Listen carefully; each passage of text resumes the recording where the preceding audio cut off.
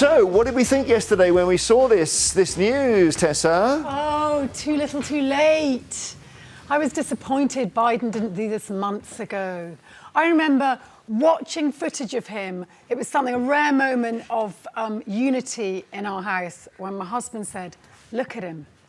He's never going to beat Trump. And this was in about February or March of this year. And I can't believe that the Democrats have bungled this in quite the style that they have. Well, and I feel sorry for Kamala. Not necessarily bungled it. I mean, in the end, he has pulled out, hasn't he, Charlie? So he's been pushed in a way. He's had to because of mounting pressure within his own party. You know, senior Democrat after senior Democrat coming out to say he's got to withdraw, he's got to pull out of the race, and he's finally listened. But the irony about this whole thing is that, you know, it started almost over a month ago when he gave a terrible performance at the presidential debate against Donald Trump, but it was something that the Democrats called for. They wanted earlier debates to get it out of the way before the campaign. No, I think the earlier debate thing, I think they stitched him up. They thought, we'll push him into an early debate with Trump.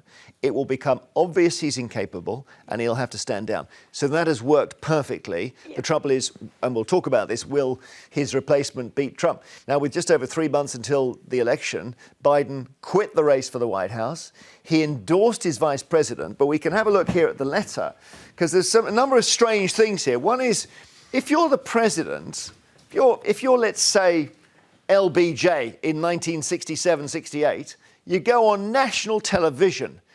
Everyone sits down, you say, I've got something big to say, and you talk to the American people. This was weird.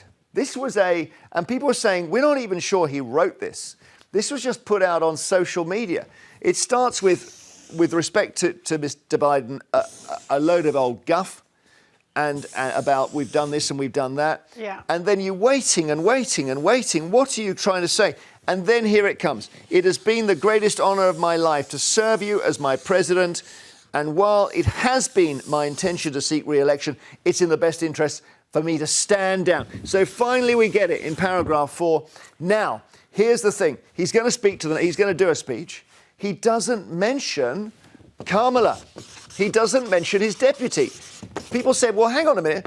Why haven't you talked about who you want to replace? He then, in a later tweet, backed her for the presidency. People said this needs to be in the letter, not in a later tweet. He said picking her as vice president had been the best decision he's made, and she has his full support. And she, Kamala, responded by thanking President Biden for his extraordinary leadership. She's on target to get the nomination, Tessa, right? I think she is, because it's now too late for an infight, but it doesn't look great. Just like Britain doesn't like it when there's a sort of self-appointed coronation without it being thrown out to a wider Democratic audience. In the case of America, this won't go down well. I've just, funnily enough, received tweets in from a black American friend of mine who's very worried about the racism and the misogyny that she's going to face. She's got a really tough road in front of her, but at least Trump will have to face down a cogent opponent, a prosecutor. Well, there we go. There we go. Although she does seem to be unpopular and a bit like Hillary Clinton for whatever reason.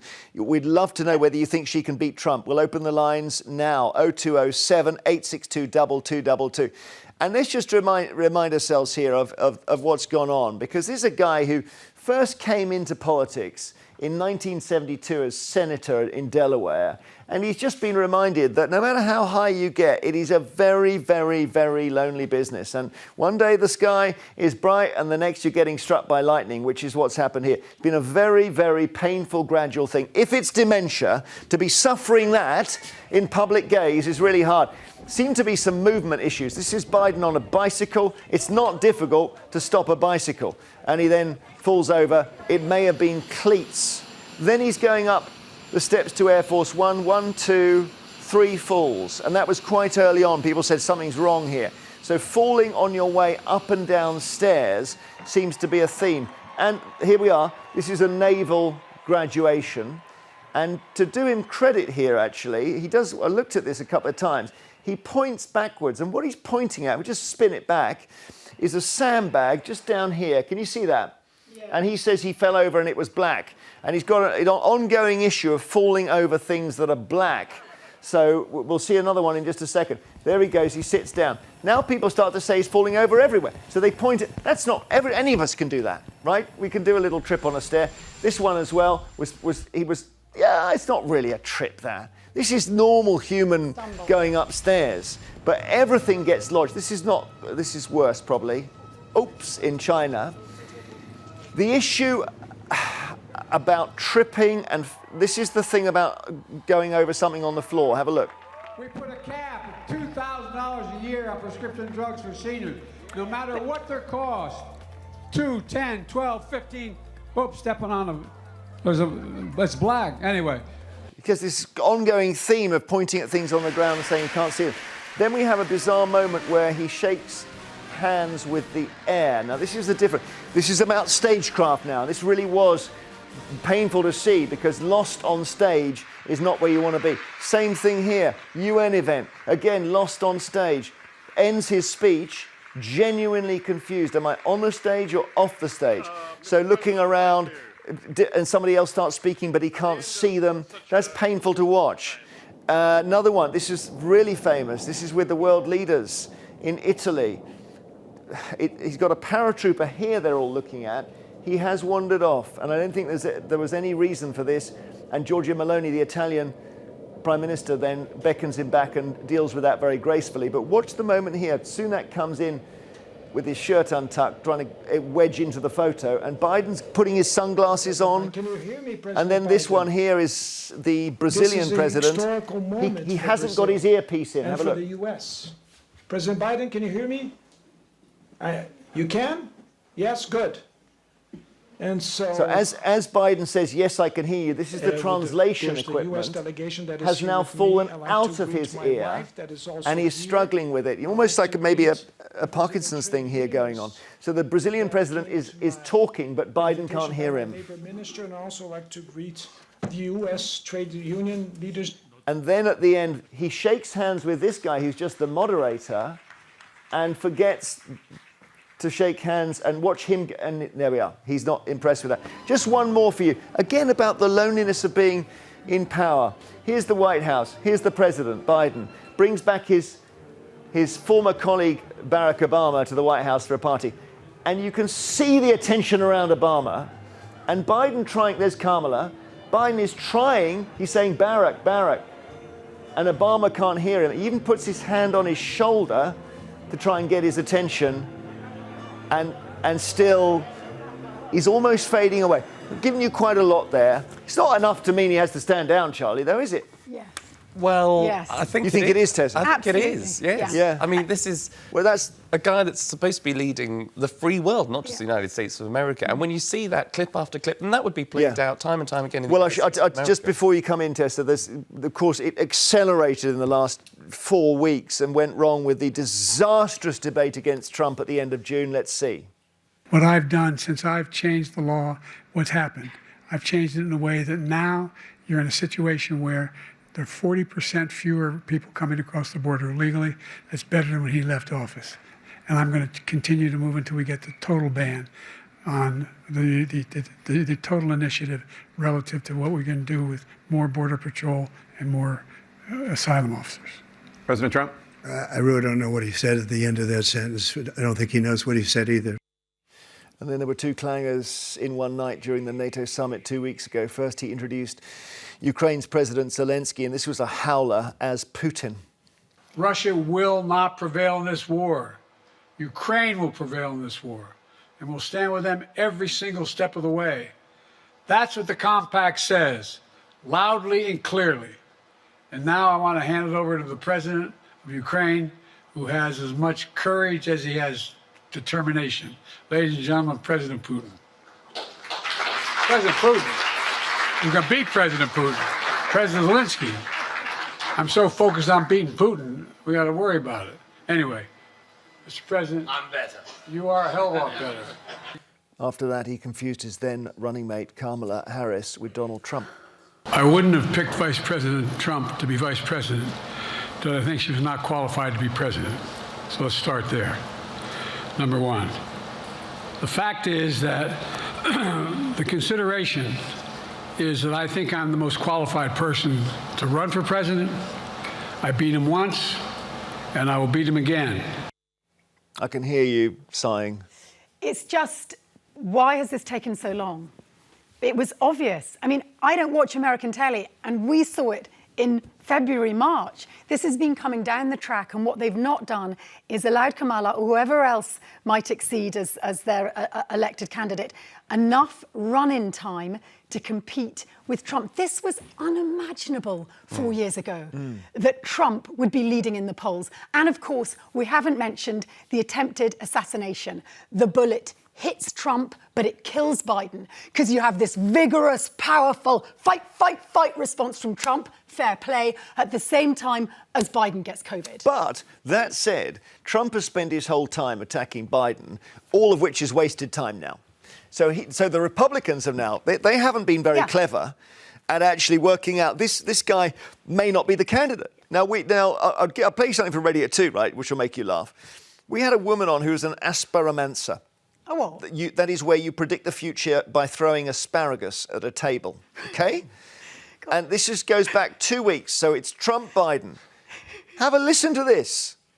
One more quickly, we just got a minute, but I'm just thinking we must turn to America. Could you gather up the asparagus and just very simply ask it to tell us Biden or Trump in November?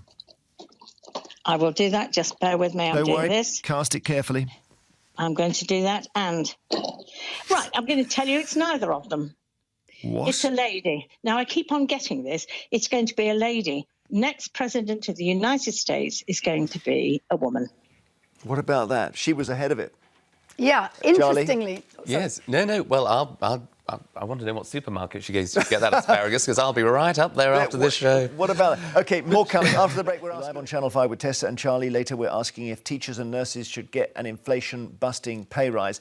Now, do you think Trump can be beaten after Joe Biden quit the presidential race? 0207 862 2222. We'd love to hear from you. Mr. Trump had a typically punchy reaction to the Biden decision. He said his political rival was the worst in history and said Joe Biden's going to wake up and forget he dropped out of the race. So brutal.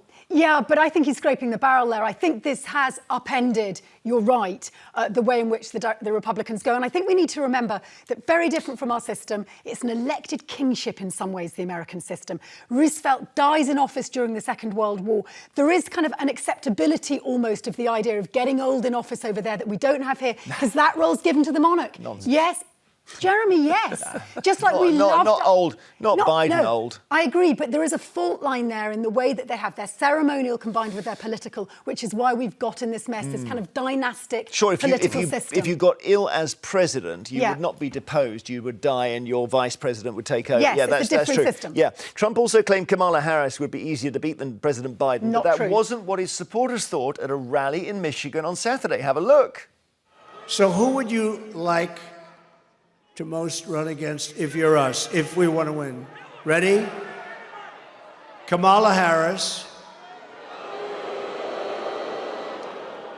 Crooked Joe Biden. I don't know what that means, because I think they're booing because they just hate Kamala Harris. But who knows what it blooming well means? What was going on at that rally? I've got no idea. OK, joining us now is Inga Kentrup, a spokeswoman for Democrats abroad. Hello, Inga. This is, well, obviously sorrow about the end of Joe Biden's career, but this is looking a little bit more hopeful for you now, is it? It is, and I just want to say I think your asparagus lady is on to something, because I think that the next president of the United States could well be a woman. When I meet American friends, I often say, can you explain to me why Kamala Harris is so unpopular? Because I don't quite understand it.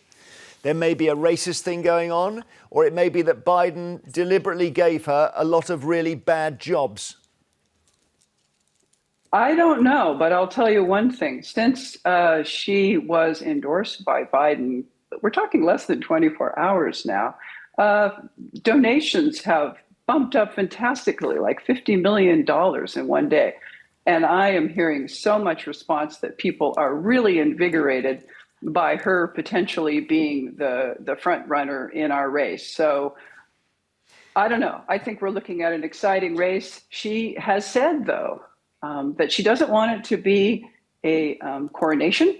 She wants to make sure that she, too, has to run, that she has to answer the tough questions. And I think that's what we're going to be seeing. And we're going to be seeing some really strong things from her. She's quite a formidable figure. And although I'm very sad about Biden stepping down, he's been an extraordinary president, and I'm proud of all that he's accomplished. I think this is a new day and new energy, and we're going to beat Trump. I just help me understand, help our viewers understand how this works. You could go into the convention with her already as the candidate if you run it online before the convention. Is that right? Roughly speaking, yes. As you will have seen, Biden endorsed Kamala Harris, which means he has his delegates will want to consider her as the candidate. Remember, out of the 4,000 delegates, he has an overwhelming majority, look at my number, but 3,800 delegates. And he will ask them to pledge for her. And I would say that is something that could happen ahead of time. Part of the reasoning for that is there's a bunch of states, including Ohio, that are playing fast and loose about who is going to be on the ballot. If it isn't Biden, if it isn't Harris, they're going to make it very problematic for Democrats, and the lawsuits will be flying. And believe me, the Democratic leaders are very aware of this.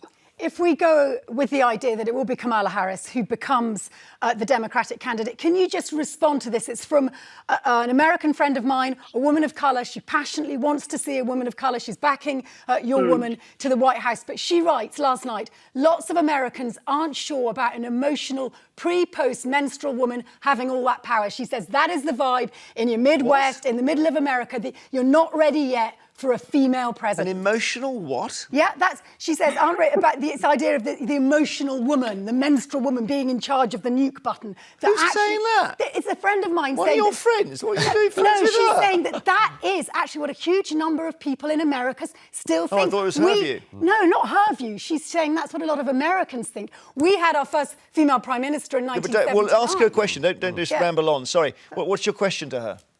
Is there some truth in that?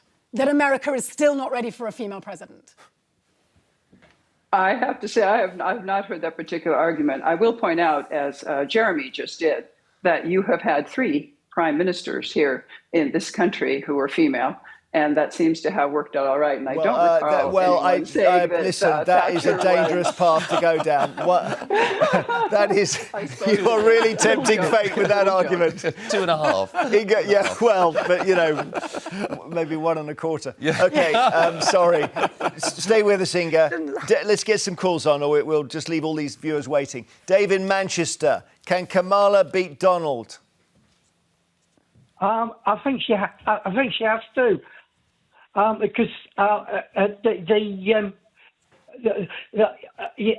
sorry, I'm getting echo here. Sorry. Oh, I'm sorry. Try holding the phone waving it. Well, that's working. I've got technical difficulties here. Sorry. Mate, he sounds like that guy. You remember that guy Norman Collier? No, who used always way of it sounding like my phone wasn't working very well. He had a particular. No, it's a long time ago. Dave, listen, come back to us. Give the phone a bang. Come back to us. Near you is Paul, also in Manchester. How's your phone working, Paul? It's fine, Jeremy. It's fine. Brilliant. Hi, Will she win? Will she win?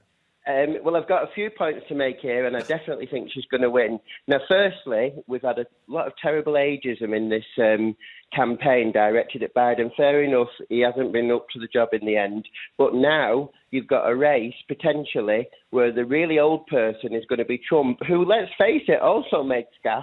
And that's going to be, the spotlight's going to be on his gaffes more. 78? And 78, and Kamala Harris is 59, much more youthful, much more energetic, much more trendy. Yes. And also, I think she's going to point out all the things that the Democrats have done well, because you've got to remember there's been a lot of achievement in Biden's era, the legislation, the economy's in a good place, and also she's going to point out about this Project 2025, which is very anti-women, very anti-LGBT plus people. People need to research it. We need to talk about it on social media. I definitely think she's going to win. Okay. Because don't forget, the midterms, Tessa. Trump didn't do very well in the midterms, Trump.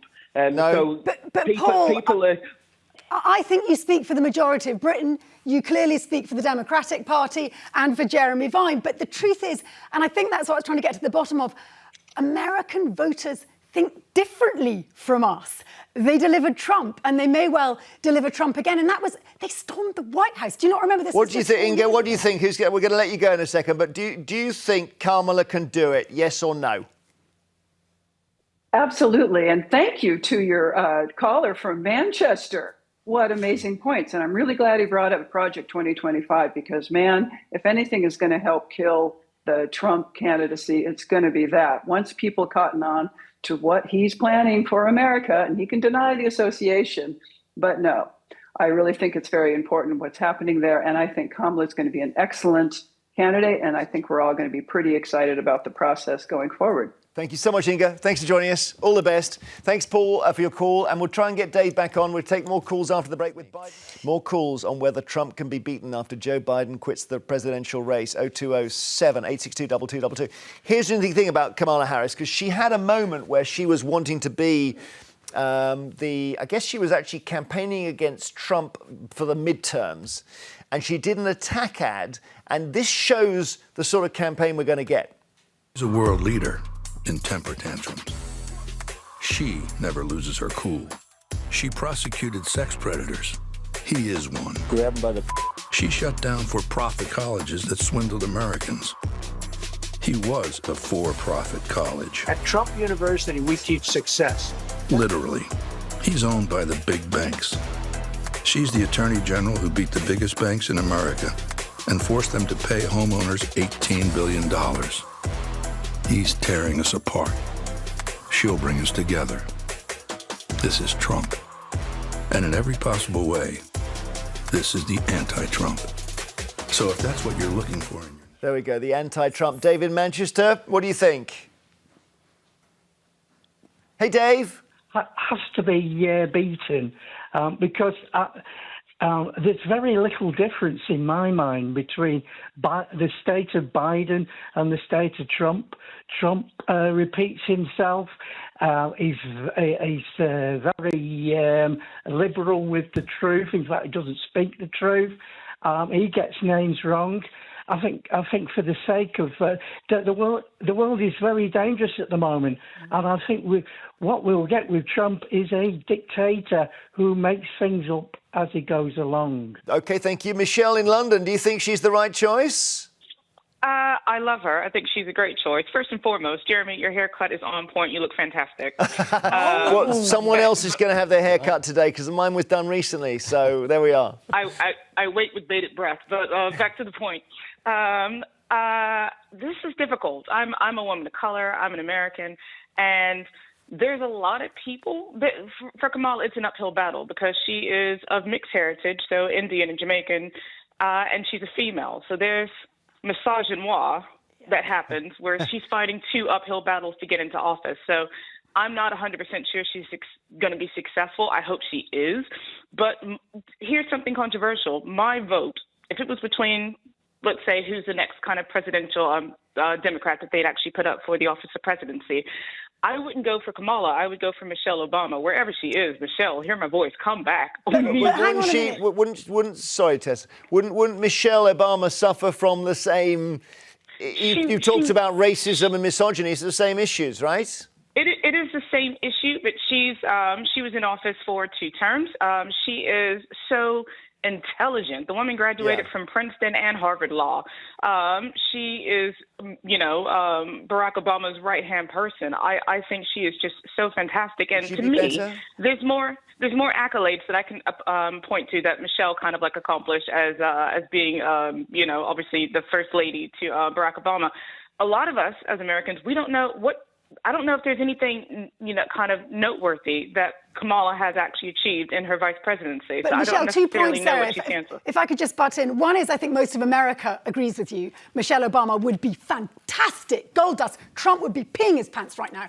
But the truth is, Michelle Obama doesn't want to be president. She ain't going to run. It's a bit like saying Jesus Christ should be president or George Clooney should be president. It's not going to happen, so let's rule that out. Secondly, Kamala, I think we've got to look at a bit of Biden misogyny here, and it doesn't do well for the Democratic brand. He's taken so long to get out of office. He's never let Kamala shine. He gave her dud jobs manning the border, and I use the word manning because it didn't suit that girlfriend. She didn't want to do that job. She did it badly. But look at her on women's rights. She's a powerhouse. He never gave her the space to breathe. Presidents never give their vice presidents room to breathe. Biden has been selfish, actually, hasn't he, Charlie? Oh, this should have happened a long time ago. He should have just said, I'm doing one term. He should have decided long ago. He could have promoted Kamala in many different ways. But I think what the American public need now is actually somebody maybe like Michelle Obama to really sort of, open up and get people talking about the election race again. Because, we're now faced with a candidate who is the vice president who hasn't had a moment to shine. No one knows what she's done. It will be a Trump win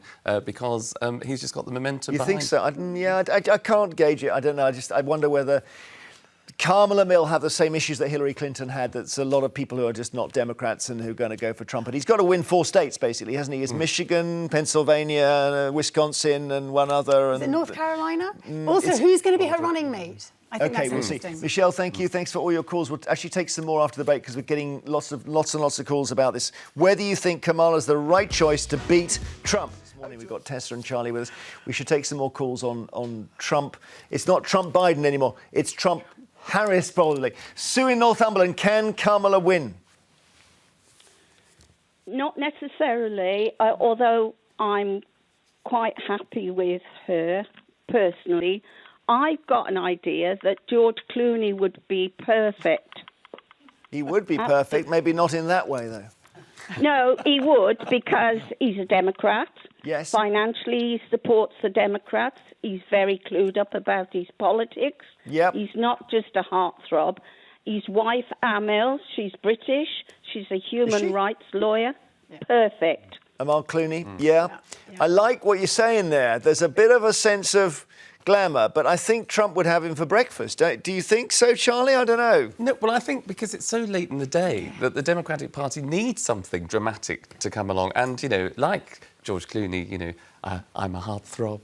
And, but you don't see me wanting to sort of, become the nominee anywhere at this time because of the pressure. But I do think it would spark conversation across America. The problem, Sue, is this. You've got a candidate who's oven ready, to use Boris Johnson's phrase, right, which is Kamala Harris.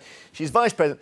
And you've got to have a really good reason to say we're not going with frankly, the black woman who's already there. You've got to have a great reason. And I think, don't you agree? I totally agree. And again, my friend said last night, this would enrage your female friend. Black. Well, she's hugely invested in the Washington scene. That's all I'm going to say. I don't want to give her identity away. She said you would alienate black American voters in their droves. Don't forget, the issue of Palestine has been massive over there. Biden alienated all of them. Kamala didn't. So you are going to mobilise some of the young voters with Kamala? OK, Carla in Gloucestershire, hi. Oh, hi, Jeremy and panel.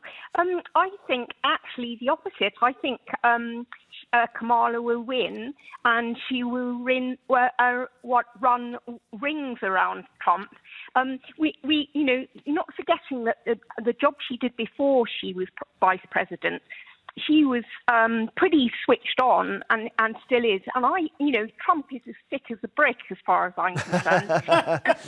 She's smart, she's a lawyer, and she'll be able to play that thing of saying, you're actually a convicted criminal, which Trump really doesn't like. And then Trump, when Biden did it, Trump could always say, well, your son Hunter is as well. So this will be easier for Kamala. Absolutely. And she'll keep her cool as well. I think people are underestimating her. Yeah. And I really, really hope she does win. Could be amazing. Heaven help.